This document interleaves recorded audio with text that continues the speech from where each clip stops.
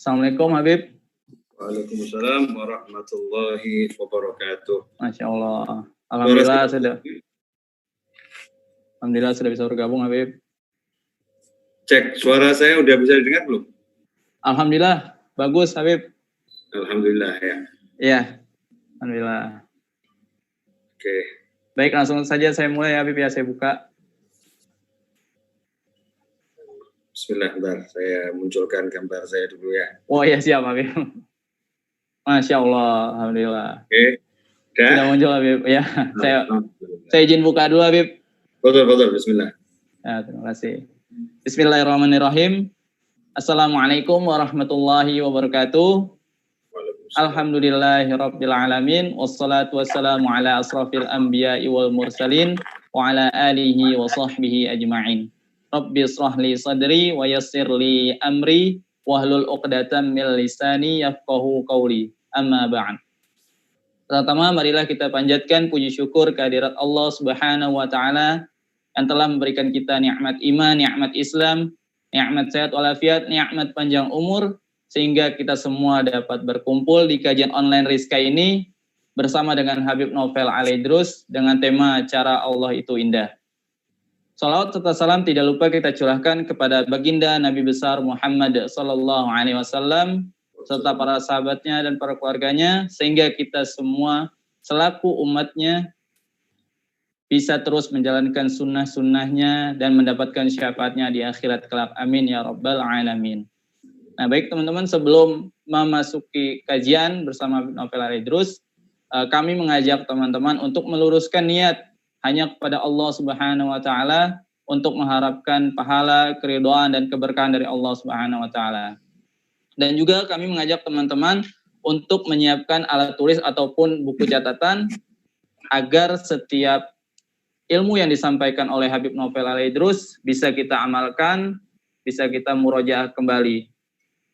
Amin ya rabbal alamin. Dan langsung saja mungkin kita mulai untuk kajiannya bersama Habib Novel Al-Idrus dengan tema Cara Allah Itu Indah.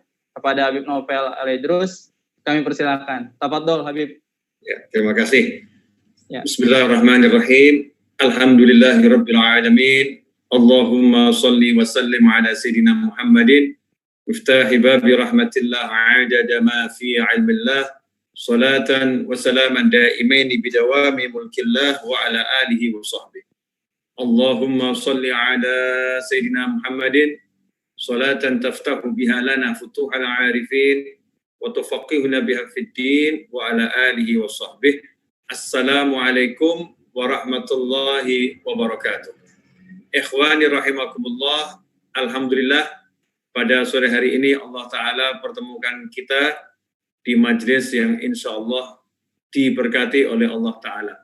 Meskipun kita secara fisik tidak bertemu di dunia maya, dan secara fisik kita juga tidak bertemu di dunia nyata, tetapi roh kita bertemu di jagat raya. Alhamdulillah. Mudah-mudahan pertemuan roh kita ini, niat kita ini, semangat kita ini merupakan bukti kita saling mencintai di jalan Allah Subhanahu wa taala. Dan orang yang saling mencintai di jalan Allah tidak akan pernah kehilangan cara untuk bertemu, tidak akan pernah kehilangan cara untuk berkumpul untuk Allah Subhanahu wa taala. Salah satunya lewat media yang saat ini kita sedang berada di dalamnya. Mudah-mudahan di sore hari ini Allah Ta'ala beri kita tambahan berkah, tambahan nikmat. Para ulama mengatakan bahwasanya ada dua pembagian rezeki, yaitu rezeki zahir dan rezeki batin. Rezeki zahir itu dibagi di pagi hari, sementara rezeki batin ya dibagi di waktu ba'dal asar. Ya, setelah sholat asar, setelah masuk waktu asar seperti ini, maka itulah saat rezeki batin dibagi oleh Allah Subhanahu wa taala. Mudah-mudahan sore hari ini kita mendapatkan bagian yang besar, yang mendapatkan bagian yang terus manfaatnya nyambung sampai kita masuk surganya Allah Subhanahu wa taala. Apalagi yang dibahas adalah indahnya cara Allah Subhanahu wa taala. Bicara cara Allah, Allah itu tidak mau caranya diketahui. Ya, bicara tentang cara Allah, Allah tidak mau caranya diketahui. Karena itu Allah Ta'ala selalu mengatakan, وَمَنْ يَتَّقِ اللَّهَ يَجْعَلْ لَهُ مَخْرَجًا وَيَرْزُقْهُ مِنْ حَيْثُ لَا يَحْتَسِبْ. Ya, min haitsu la yahtasib. Siapa yang bertakwa kepada Allah, yaj'al lahu makhraja, maka Allah akan selalu memberikan kepadanya makhraja, jalan keluar, wa yarzuqhu min haitsu la yahtasib. Dan Allah akan memberikan rezeki kepadanya dari arah yang enggak pernah bisa diperkirakan, yang sifatnya surprise, ya, rezekinya sifatnya kejutan.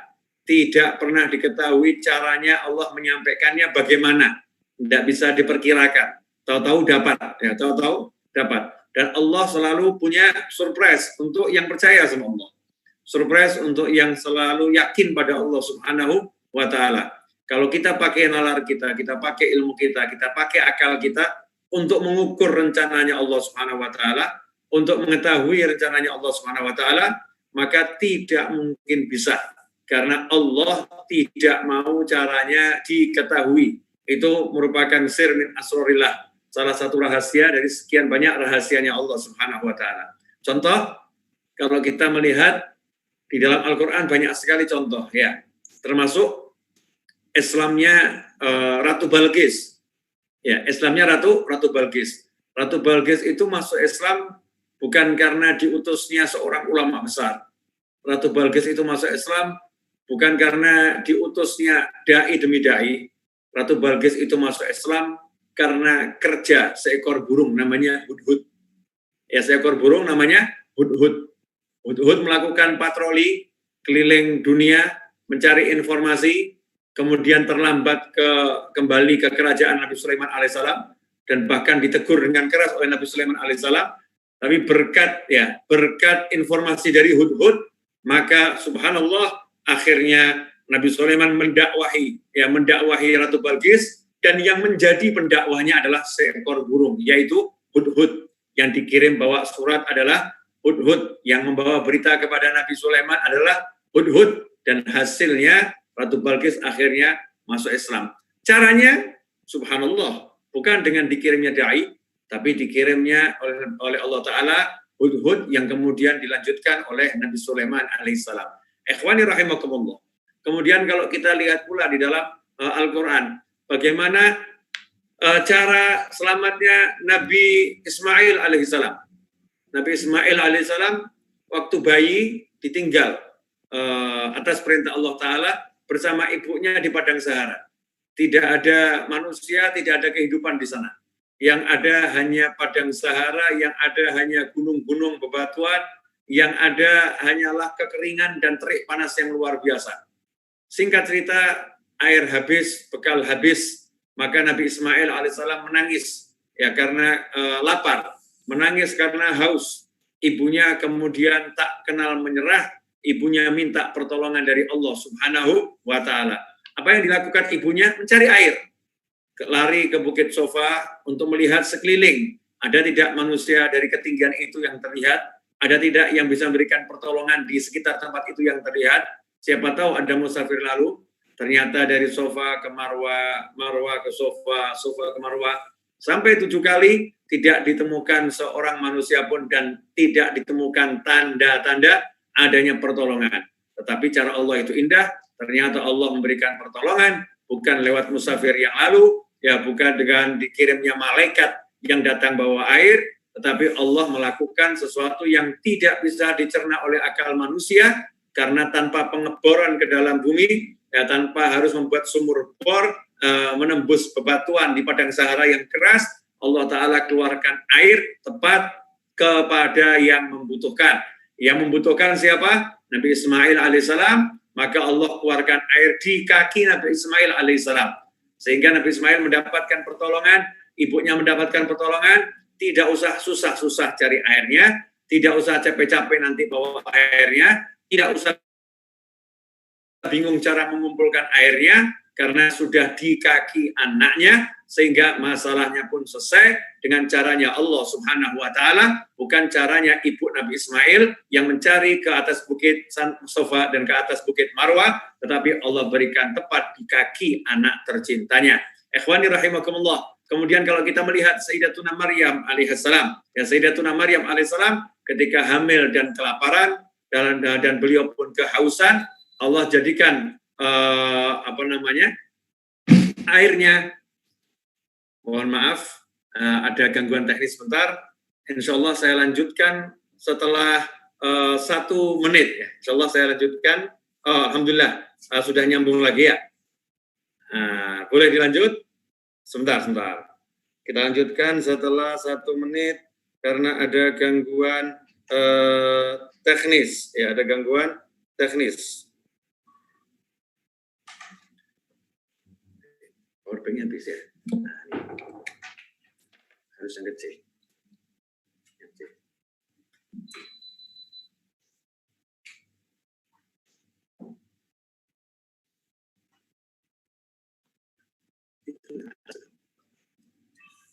Santai aja, santai.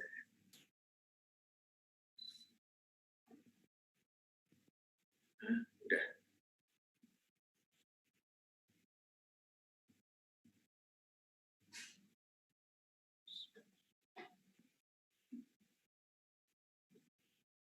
Katanya sudah saya masukkan, jadi berubah. Jadi berubah gini lagi.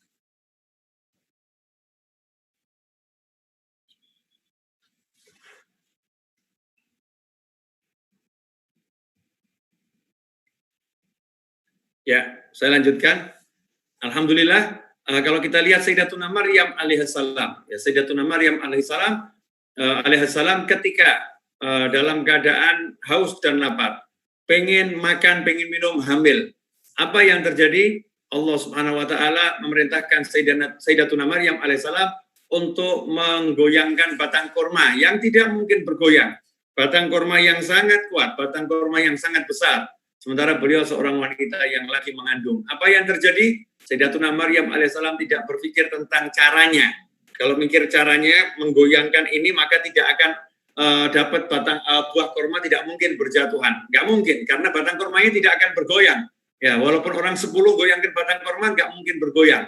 Tetapi Sayyidatuna Maryam alaihissalam ingat, di masa kecilnya, beliau mendapatkan makanan min indillah dari sisi Allah Subhanahu wa taala. Bahkan beliau mengatakan innallaha yarzuqu may yasha'u bighairi hisab. Sesungguhnya Allah memberi rezeki pada siapapun dengan cara yang tidak bisa diperhitungkan, tidak bisa diperkirakan bighairi hisab. Maka Sayyidatuna Maryam pun tidak pakai hitung-hitungannya, enggak pakai akalnya, enggak pakai nalarnya, yang dipakai imannya. Allah punya cara tersendiri. Allah punya cara tersendiri. Hasilnya batang kurma digoyangkan, subhanallah, enggak goyang, tapi buahnya dibuat berjatuhan oleh Allah Subhanahu wa ta'ala sehingga bisa mengambilnya dan makannya dengan mudah. Ini semua karena manusianya percaya pada Allah Subhanahu wa ta'ala. Manusianya yakin pada Allah Subhanahu wa ta'ala, dan Allah tidak akan menyia-nyiakan keyakinan orang-orang yang percaya pada Allah, orang-orang yang yakin pada Allah Subhanahu wa ta'ala. Sementara kita sibuk dengan memikirkan cara kita dan melupakan Allah Subhanahu wa ta'ala. Kita sibuk memikirkan apa yang kita miliki, perencanaan yang kita buat, tapi kita tidak mengambil apa yang dikatakan Allah, wa yarzuqhu min haitsu la yahtasib. Allah akan berikan rezeki dari arah yang enggak pernah diduga. Yaj'al lahu makhraja. Allah akan memberikan jalan keluar. Allah yang kasih jalan keluar, Allah yang kasih rezeki. Itu tidak kita pikirkan. Yang kita pikirkan adalah bagaimana caranya saya mendapatkan, bagaimana caranya saya menghasilkan. Sehingga ketika seseorang itu mengutamakan caranya yang dia miliki, cara yang dia bisa, dia melupakan cara yang dimiliki Allah Subhanahu wa taala. Dia menganggap cara yang dimiliki Allah seakan-akan mustahil, nggak masuk akal, nggak mungkin bisa digapai, semuanya serba dihitung. Ya, semuanya serba dihitung, hitungannya kalau saya begini akan begitu, saya begini akan begitu, dan tidak mengkontak Allah Subhanahu wa taala, tidak menghubungi Allah Subhanahu wa taala. Padahal kalau kita hubungi Allah taala, Allah akan memberikan solusi dengan caranya Allah Subhanahu wa taala. Ikhwani rahimakumullah. Nah, kalau kita pelajari berbagai kisah yang ada dalam Al-Qur'an, maka kita akan menemukan betapa Allah Subhanahu wa taala menunjukkan, ya, Allah memamerkan, ya, Allah membuka rahasia-rahasia tentang kebesaran Allah Subhanahu wa taala. Kalau kita lihat Nabi Ibrahim alaihissalam. Nabi Ibrahim alaihissalam itu dibakar hidup-hidup. Ya, dibakar hidup-hidup dengan api yang panasnya mampu membakar sesuatu yang bergerak ataupun diam di jarak 1,5 kilo di atas. Ya, jarak 1,5 kilo di atas itu akan terpanggang, akan terbakar. Begitu pula ke kanan, 1,5 kilo akan terbakar. Lantas bagaimana dengan benda yang di pusat api itu? Tentunya akan terbakar dengan sangat cepat dan terbakar dengan sangat hebat. Tetapi Allah punya cara sendiri untuk menolong hambanya. Cara yang sangat indah. Apa itu caranya? Apinya yang diperintah sama Allah Ta'ala. Di luar nalar manusia, di luar perkiraan manusia, di luar dugaan manusia, Allah melakukan yang tak terduga. Allah melakukan yang sifatnya mengejutkan. Ya, semua orang terkejut. Ternyata Allah berkata kepada api ciptaannya Allah Subhanahu wa Ta'ala, ya narukuni bardaw wa salaman ala Ibrahim. Wahai api, jadilah engkau dingin dan menyelamatkan, khusus untuk Ibrahim alaihissalam, khusus untuk Nabi Ibrahim alaihissalam. Sehingga manusia tidak melihat kayu-kayu itu tidak terbakar. Yang dilihat kayu-kayunya terbakar. Ya, panasnya pun sangat membara. Tetapi Nabi Ibrahim alaihissalam di dalam kobaran api yang luar biasa merasakan kenyamanan. Maka ketika malaikat Jibril alaihissalam bertanya kepada Nabi Ibrahim alaihissalam setelah selamat, bagaimana keadaanmu di sana? Maka beliau menjawab, sesungguhnya seumur hidupku belum pernah aku merasakan keadaan yang lebih nikmat seperti keadaan ketika aku berada di dalam kobaran api yang dinyalakan oleh Namrud. Ikhwani rahimakumullah, Nabi Ibrahim pun keluar dengan selamat dengan cara Allah Subhanahu wa Ta'ala. Kemudian kalau kita lihat Nabi Muhammad sallallahu alaihi wasallam, Rasulullah baginda Muhammad sallallahu alaihi wasallam diusir dari Mekah, pindah ke Madinah. Kemudian terjadi sulh Hudaybiyah, perjanjian Hudaybiyah. Pasal-pasal perjanjian Hudaybiyah itu pasal-pasal yang semuanya tidak menguntungkan. Tetapi Nabi Muhammad SAW mengiyakan. Karena ada satu poin yang dipegang oleh Rasulullah SAW. Poinnya adalah hidup damai tanpa permusuhan dengan siapapun. Hasilnya, subhanallah, ya walaupun Nabi dihalangi seperti ini, dihalangi begitu, Nabi dimusuhi, Nabi dibenci, ya Nabi dicaci, Nabi dimaki, Nabi hendak dibunuh dan seterusnya, sallallahu alaihi wasallam, ternyata Allah Ta'ala memberikan pertolongan yang tidak terduga. Orang-orang yang di Madinah masuk Islam, yang di luar Madinah masuk Islam. Sehingga justru dengan adanya perjanjian Hudaybiyah, yang dikira itu merugikan umat Islam, menjadi poin yang paling menguntungkan umat Islam, sehingga umat Islam pun menjadi jumlahnya besar, jumlahnya banyak, kekuatannya hebat, dan akhirnya bisa menguasai kembali kota Mekah. Ya, bisa menguasai kembali kota Mekah. Ini salah satu pertolongan yang Allah berikan kepada Nabi Muhammad sallallahu alaihi wasallam. Kemudian ikhwani rahimakumullah, kalau kita lihat seorang sahabat yang sedang ditawan oleh musuh, sahabat tersebut diikat, ya dibelenggu. Kemudian oleh musuh dibawa pergi menggembala ya ternaknya, menggembala hewan-hewan gembalaannya. Sementara orang tua sahabat tersebut lapor kepada Nabi Muhammad SAW, ya Rasulullah, bahwasanya anakku ikut dalam utusan pasukan yang engkau kirim, tetapi anakku tidak kembali. Yang lain kembali, anakku tertawan di tangan musuh. Nabi Muhammad SAW tidak mengirimkan pasukan khusus. Rasul tidak mengirimkan sejumlah pasukan untuk membebaskan. Tapi Nabi Muhammad SAW mengajarkan kepada sahabat tersebut, pulanglah kamu dengan istrimu di rumah, bacalah la haula wa la quwata illa billah. Maka sahabat gak banyak pikir, sahabat gak banyak ngomong. Sahabat tidak banyak menggunakan teori. Sahabat tidak berkata, mana mungkin la haula wala quwata illa billah bisa menolong anak saya.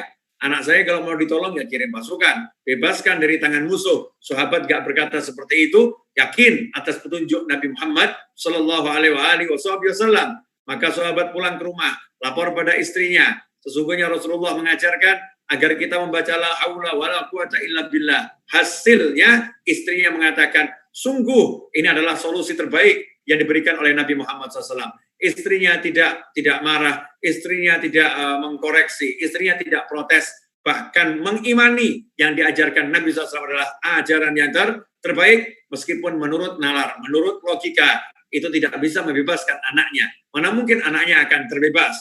Jangan lupa, Allah punya cara tersendiri, dan cara Allah itu indah. Sahabat pun yakin, sahabat pun percaya, maka beliau mengucapkan la haula wala quwata illa billah dari setelah Isya sampai menjelang subuh. Ketika azan subuh tiba-tiba pintu rumah diketuk, dan sang anak kembali dengan selamat, membawa harta rampasan perang yang besar, yaitu hewan-hewan gembalaan. Ada yang mengatakan kambing, ada yang mengatakan kuda, yang jumlahnya 1 lebah.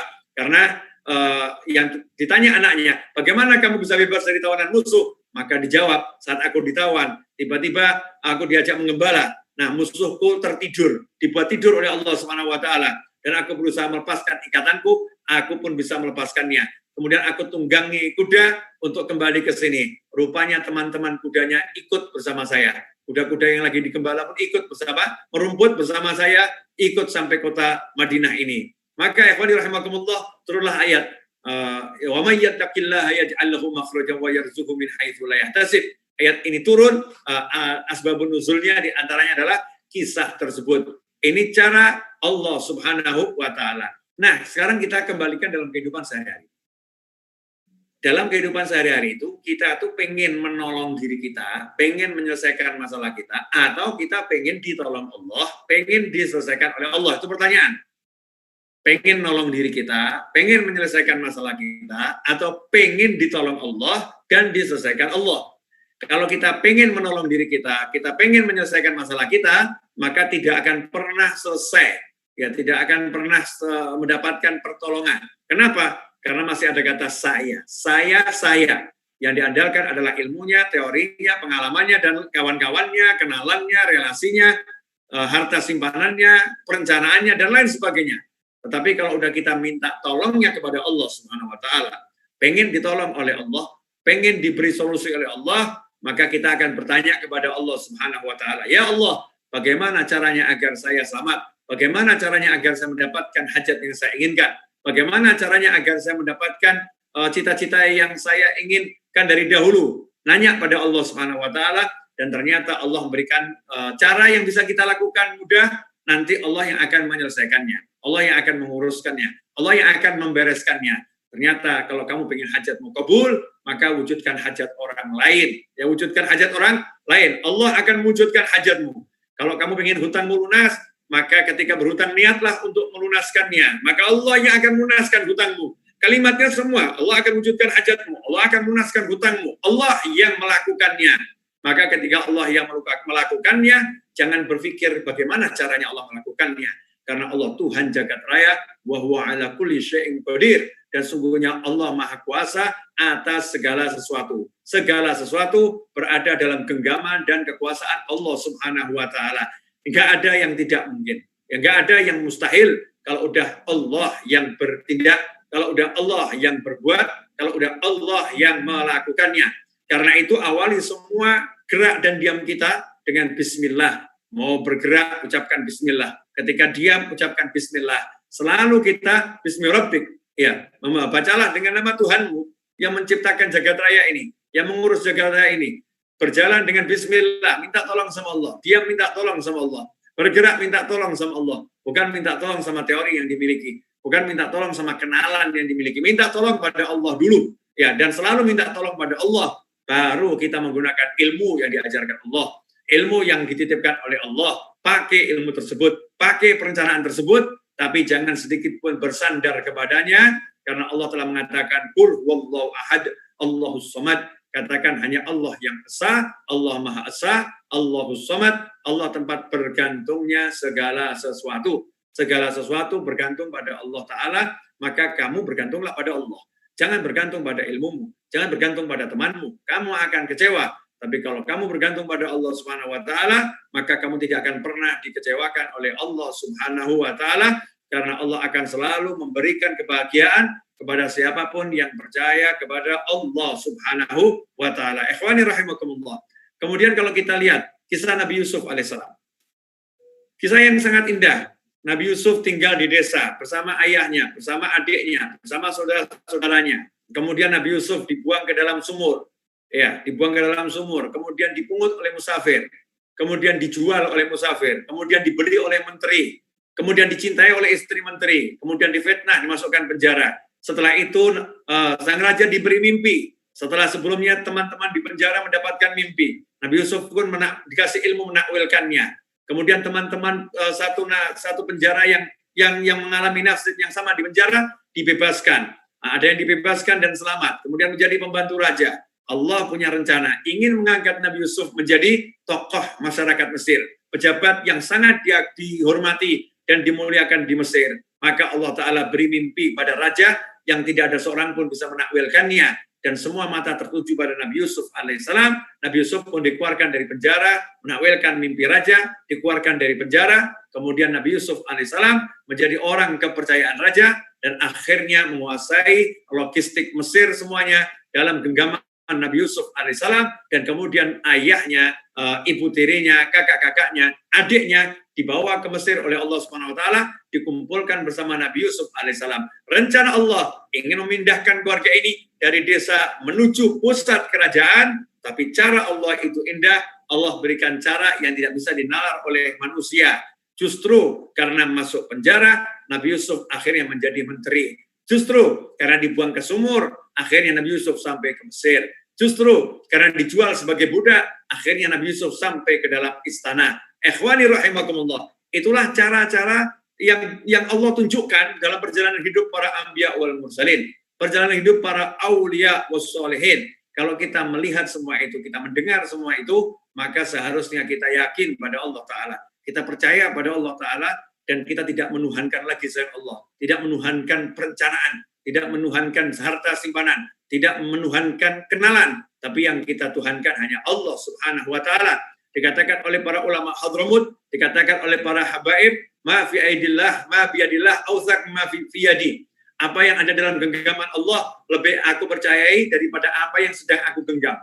Walaupun aku sudah menggenggam harta, menggenggam sesuatu, saya tidak percaya ini akan bisa menyelamatkan saya tidak percaya ini bisa menolong saya tidak percaya ini milik saya lebih mempercayai apa yang ada dalam genggaman Allah untuk saya. Apa yang Allah tentukan untuk saya, itu yang lebih saya percayai daripada apa yang udah saya genggam. Inilah imannya orang-orang yang mencapai puncak keimanan yang tinggi pada Allah Subhanahu wa Ta'ala. Dan kita harus melatihnya. Kalau nggak dilatih, maka kita nggak akan pernah sukses. Kalau nggak dilatih, kita nggak akan pernah berhasil. Latihan diperlukan, kesungguhan diperlukan. Kalau sungguh-sungguh, pasti bisa. Kenapa? Karena kalau udah orang sungguh-sungguh, selebihnya Allah yang mengurus. Walladzina jahadu fina lanahdiyannahum subulana wa innallaha lama'al muhsinin. Dan orang-orang yang bersungguh-sungguh untuk menempuh jalan kami, walladzina jahadu fina, orang yang sungguh-sungguh menempuh jalan kami, lanahdiyannahum subulana, maka pasti kami akan membimbing mereka untuk menempuh jalan-jalan kami, dibukakan. Walladzina jahadu fina, orang yang bersungguh-sungguh menempuh jalan kami, lanahdiyannahum subulana, maka kami akan bimbing mereka untuk menempuh jalan kami yang sangat banyak. Allah akan memberikan banyak jalan menuju Allah Subhanahu wa Ta'ala. Allah yang akan menolongnya. Ikhwani rahimakumullah. Kalau udah kita pahami semua yang saya sampaikan tadi, seharusnya kita menjadi orang yang tenang. Ala bi dzikrillah tatma'innul qulub. Kalau kita ingat Allah mampu, Allah kuasa, Allah bisa, semua milik Allah, maka ala bi dzikrillah, sungguh hanya dengan mengingat Allah, orang-orang yang beriman itu hatinya akan menjadi tenang. Tatma'innul qulub, hatinya menjadi tenang. Yang buat galau itu karena nggak ingat sama Allah. Galau itu karena ingat harta yang dimiliki. Galau itu karena ingat makhluk. Galau itu ingat selain Allah. Begitu ingat Allah, yang ada adalah tenang setenang-tenangnya. Mudah-mudahan 30 menit saya bicara ini bermanfaat. Selanjutnya waktu saya kembalikan kepada pembawa acara. Kalau mungkin ada yang mau bertanya. Foto. Alhamdulillah, jazakallah khairan Ustaz Habib atas ilmu yang sudah diberikan. Ini sudah ada beberapa pertanyaan yang masuk nih Habib. Fadhal. Dalam kondisi seperti ini, Habib, masyarakat Indonesia merasa kesulitan terkait ekonomi dan lain-lain. Nah, bagaimana cara kita agar bisa berpikir positif bahwa cara Allah itu indah? Nah, itu ya. Ya, oke. Ya, itu tanya. Ya. Sebetulnya biar percaya ya. Iya, biar percaya, Beb. Biar percaya kalau cara Allah itu indah. Jawabannya sederhana. Kalau nggak mau percaya sama Allah, mau percaya sama siapa? Mau percaya sama perusahaan, mau percaya sama orang yang menggaji, mau percaya sama mungkin sawah yang udah siap dipanen, mau percaya sama gaji yang hampir turun, mau percaya sama emas yang disimpan, mau percaya sama semua itu. Saya akan buktikan ya, contoh sederhana. Berapa banyak berita itu. Sawah yang udah hampir dipanen, besok pagi mau dipanen. Malamnya tiba-tiba datang hujan angin ribut, gagal panen. Oh, percaya sama harta simpanan. Tiba-tiba ya banknya mengalami kehancuran, dilikuidasi, bangkrut ya, karena bank juga bisa bangkrut. Mau percaya sama emas ya, emasnya disimpan, besok paginya ternyata emasnya dirampok sama orang. Ya, emasnya dirampok sama ini, kisah gitu kan banyak. Nggak ada yang bisa dipercaya. Terus mau percaya sama siapa? Kalau nggak percaya sama Allah Ta'ala. Mau percaya sama makhluk, lemah. Nah, kita tentunya sebagai mukmin kita percaya sama Allah Ta'ala. Nah, kalau udah percaya sama Allah, nggak ada ragu. Orang yang ragu itu berarti kurang percaya. Ya, seperti orang ngomong, kamu nggak percaya sama saya, kamu masih meragukan saya, kan begitu ya? Kalau kamu percaya sama saya, udah pasrah saja, tenang saja, saya jamin, kan begitu toh? Nah, kalau sama Allah Ta'ala seperti apa kira-kiranya? Sementara Allah Maha Kuasa, Maha Bisa, dan lain sebagainya. Nah, itu tanda kalau iman kita masih lemah. Kalau masih meragukan Allah, naudzubillah min dzalik, berarti ada kelemahan iman. Terus cara memperkuatnya bagaimana? Caranya dengan memperbanyak, karena imannya yang lemah, memperbanyak ucapan la ilaha illallah, diperbanyak zikir la ilaha illallah. Kemudian yang kedua, banyak kumpul sama orang yang imannya kuat. Jangan kumpul sama orang yang takut miskin. Ada orang-orang kaya yang takut miskin, ada orang-orang miskin yang takut miskin. Kalau orang kaya takut miskin itu wajar, punya harta takut kehilangan, punya harta takut kurang, punya harta takut hilang. Nah, ini sudah pengalaman nggak punya harta, takut nggak punya harta. Ini kita ini aneh kalau seperti itu ya. Nah, tapi kita kumpul sama orang-orang yang walaupun nggak punya duit tetap bahagia. Walaupun nggak punya duit nggak takut dia jatuh miskin. Sama-sama duduk di cakruk kalau kata orang Solo ya, duduk di cakruk, duduk di pos ronda, sama-sama nggak punya duit tapi ketawa bahagia. Ditanya sama temannya, kamu gimana? Wah, dipecat ya, dari perusahaan dipecat. Besok makan bagaimana? Besok dipikir carry, yang penting saya seneng.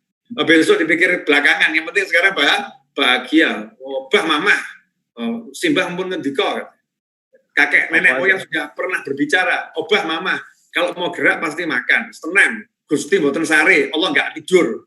Ya, Allah itu maha melihat, mendengar, ngurus hambanya. Jagat raya diurus, masuk saya nggak diurus. Ini orang-orang yang mungkin tampaknya dipandang biasa-biasa, tapi imannya luar biasa. Nah, kumpul sama yang model begitu tuh. Ya, yang punya iman seperti itu, keyakinan seperti itu. Nanti imannya kuat. Jangan kumpul sama teman-teman yang suka nakut-nakutin. Ini kamu dipecat sama perusahaan, kamu mau makan apa? Jadi kalau lagi begini loh, susah loh cari duit ini. Wah, itu yang di sana aja begini loh. Itu duitnya banyak aja pusing, apalagi kamu nggak punya duit, bla bla bla bla bla bla. Oh, semakin down. Ini cara hidupnya soalnya nggak sesuai dengan caranya Nabi Muhammad SAW. Ya, cara hidupnya nggak sesuai dengan caranya para anbiya wal mursalin. Ikhwani rahimakumullah.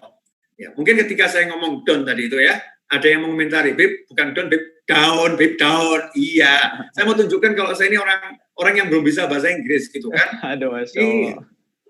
Baru dengar gitu aja sudah telinganya nggak enak gitu ya. Nah, sementara pernah nenek saya itu dikomentari bahasanya, kalimatnya begini, ujuk moco Quran.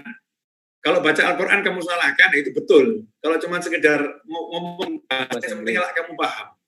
Yang penting kamu paham apa yang saya ucapkan. Maksudnya itu. Sekilas intermezzo.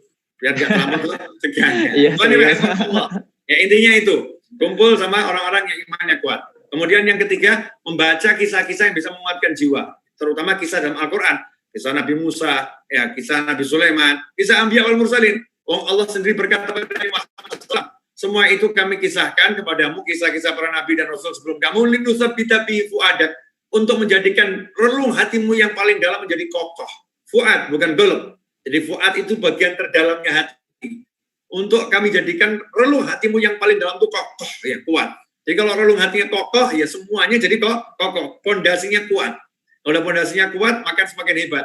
Nabi SAW yang paling kuat jiwanya, paling kuat relung hatinya, paling kuat qalbnya, oleh Allah Ta'ala masih dikuatkan, dikokohkan dengan kisah-kisah terdahulu, baik Nabi, Rasul, maupun para aulia wasolin, apalagi kita. Makanya kalau ada orang mengatakan, ngapain dengarkan kisah para wali? Ngapain dengarkan kisah orang-orang soleh? Jawabannya, lawang Nabi saja diperdengarkan kisahnya para wali, Ashabul Kahfi, Sayyidatuna Maryam, ya, dan lain sebagainya. Hud-hud, ya, hud-hud yang cerdas itu pun dikisahkan kepada Nabi Muhammad SAW. Masa kita yang bodoh seperti ini tidak mau belajar kisahnya Nabi, Rasul, dan para wali? Kita yang lemah seperti ini kok sombong dan mengatakan kisah-kisah itu nggak penting? Na'udzubillah min dzalik. Silakan yang lain. Baik, Habib, sudah ada pertanyaan lagi yang masuk. Habibana, semoga Habib dan keluarga senantiasa dilindungi oleh Allah. Kami rindu sekali kepada Habibana, insyaallah. Jazakumullah khairan. Wa iyyakum. Ya, Habibana, ana sebagai anak muda punya impian yang besar. Karena masih suka terjerumus dosa, lalu ana sering tidak konsisten. Bagaimana cara menjaga konsistensi hal ini? Mohon nasihatnya, Habib. Ya, terjerumus dosa itu wajar. Tapi nggak bangkit memperbaiki, itu nggak wajar. Berbuat salah itu wajar. Ya. Tapi tidak mengakui kesalahan dan memperbaiki itu tidak wajar. Makanya kalimatnya dalam Al-Quran, Innallaha yuhibbut tawwabina wa yuhibbul mutatahhirin. Allah mencintai orang yang berulang kali bertobat dan berulang kali membersihkan diri. Jadi manusia itu kalau udah berjuang terus kok terpeleset, itu bukan tidak konsisten. Orang yang mengulangi kesalahan dan kesalahan bukan tidak konsisten. Itu orangnya konsisten selama dia bertobat. Kan konsistennya di tobatnya, konsisten bertobat. Paham ya? Oh iya. Salah, tobat. Jadi konsistennya di mana? Konsisten bertobat. Jadi dia konsisten, tapi konsisten bertobat. Tapi mengulangi kesalahan, ya udah berjuang toh untuk menghindari, sudah. Tapi bisa kepleset lagi, setan itu ada. Justru itu menunjukkan kalau kita lemah. Menunjukkan kalau kita ini nggak bisa apa-apa. Makanya suruh terus minta tolong sama Allah. Kalau kamu tidak berbuat dosa, Allah akan ciptakan makhluk lagi yang berbuat dosa. Jadi berbuat dosa itu wajar, tapi jangan mengatakan, yuk kita produksi dosa. Nah, bilang medali nggak boleh. Ya kita harus takut sama dosa. Kita harus berjuang untuk tidak berbuat dosa. Kita harus berjuang. Tapi kalau kita terpeleset, terjerumus, jangan kemudian patah semangat. Patah semangat itu merupakan ajarannya syaitan. Orang kalau dosa itu fafirru ilallah. Kalau dosa suruh lari ke Allah, bukan lari menjauhi Allah. Ini sudah berbuat dosa, lari menjauhi Allah. Wah, saya nggak layak lagi datang pengajian. Wah, saya nggak layak ketemu Ustadz saya. Wah, saya nggak layak ketemu Pak Yai. Saya nggak layak ketemu Habib. Saya nggak layak ke masjid. Kenapa? Saya banyak dosa. Kemarin sih saya rajin pengajian, tapi nyatanya besoknya saya maksiat. Jadi saya nggak pantas masuk masjid. Ini salah ini. Ini namanya firru ila syaitan. Namanya larilah kamu ke setan. Kalau memang salah, fafirru ilallah. Lari, yang ngejar Allah Ta'ala. Ya Allah, maafkan saya. Ya Allah, ampuni saya. Ya, jangan sampai ditinggal oleh Allah Subhanahu wa Ta'ala, maka jangan tinggalkan Allah Subhanahu wa Ta'ala. Jadi kalau kita terjerumus dosa, konsistenlah untuk selalu kembali pada Allah. Jazakumullah khairan. Masya Allah. Alhamdulillah, Habib, ini pertanyaan terakhir. Dan dapat salam nih, Habib, dari teman-teman Rizka. Masya Allah. Iya, semoga kita semua bisa bertemu kembali dalam menuntut ilmu, baik offline maupun online, Habib. Amin. Alhamdulillah. Dan terakhir, Habib mungkin bisa berikan doa penutup, Habib, untuk kita semua. Semoga istiqomah dan tetap berhusnuzon terhadap Allah Subhanahu wa Ta'ala. Insyaallah. Sebelum saya akhiri, ya, mau titip pesan saya. Ya, siap, Habib. Titip pesan untuk teman-teman dimanapun berada yang menyaksikan tayangan saat ini. Ya. Langkahkan kakimu, meskipun dalam keadaan kakinya sakit maupun bahkan tidak punya kaki. Siru ilallah urjan au makasir. Berjalanlah ke Allah dalam keadaan pincang maupun kakinya patah, kakinya putus. Jalan ke Allah. Karena kalau kita udah jalan ke Allah, kondisinya seperti apapun kita jalan ke Allah, ya Allah itu tidak tidur, Allah melihat. Siapa yang berjalan ke Allah, Allah lari menghampiri orang tersebut. Ya Allah lari menghampiri. Larinya Allah artinya Allah akan sangat cepat menyambut orang yang mau mendatangi Allah Subhanahu wa Ta'ala. Dikejar sama Allah, diambil sama Allah, diangkat sama Allah, didekatkan oleh Allah Subhanahu wa Ta'ala. Maka 1 miliar manusia mengatakan kita seperti apapun, jangan pedulikan ucapan manusia selama kita melangkahkan kaki pada Allah Subhanahu wa Ta'ala. Yang penting luruskan niat, ya, dan jangan lupa tujuannya. Tujuannya Allah, bukan makhluk, bukan siapapun, ya, tapi Allah Subhanahu wa ta'ala. Insyaallah mudah-mudahan kita semua orang-orang yang bisa terus berjalan dan sampai pada Allah Subhanahu wa taala dan diterima oleh Allah Subhanahu wa taala dengan ridhonya. Bismillahirrahmanirrahim. Alhamdulillahirabbil alamin. Allahumma shalli wa sallim ala sayyidina Muhammadin iftahi babi rahmatillah adada ma fi ilmillah salatan wa salaman daimain bidawami mulkillah wa ala alihi wa sahbihi. Allahumma ya rabba kulli syai'in bi qudratika ala kulli syai'in ighfir lana kulla syai'in ولا تسألنا عن شيء ولا تحاسبنا في كل شيء وأعطنا كل شيء اللهم اغفر لنا ولوالدينا وارحمهما كما ربيانا صغارا ربنا هب لنا من أزواجنا وذرياتنا قرة أعين واجعلنا للمتقين إماما يا حنان يا منان يا فتاح يا رزاق يا غني يا مغني اللهم اكفنا بحلالك عن حرمك وأغننا بفضلك عمن سواك اللهم أمر أجسادنا بطاعتك وأمر قلوبنا بمحبتك وأعمر أرواحنا بمعرفتك وأعمر أسرارنا بمشاهدتك اللهم إنا نبات نعمتك فلا تجعلنا حصادا نقمتك اللهم لا تحرمنا خير من كل شر ما عندنا اللهم إنا نسألك من كل خير أحاط بالملك في الدنيا والآخرة ونعوذ بك من كل شر أحاط بالملك في الدنيا والآخرة يا مالك الدنيا والآخرة وصلى الله على سيدنا مولانا محمد وآله وصحبه وسلم الحمد لله رب العالمين وصلى الله عليه منكم. Mudah-mudahan berkah dan manfaat. Kurang lebih mohon maaf. Saya mohon maaf atas segala kekurangan. Mudah-mudahan diberkati. Wassalamualaikum warahmatullahi wabarakatuh. Jazakumullah khairan katsira. Waalaikumsalam.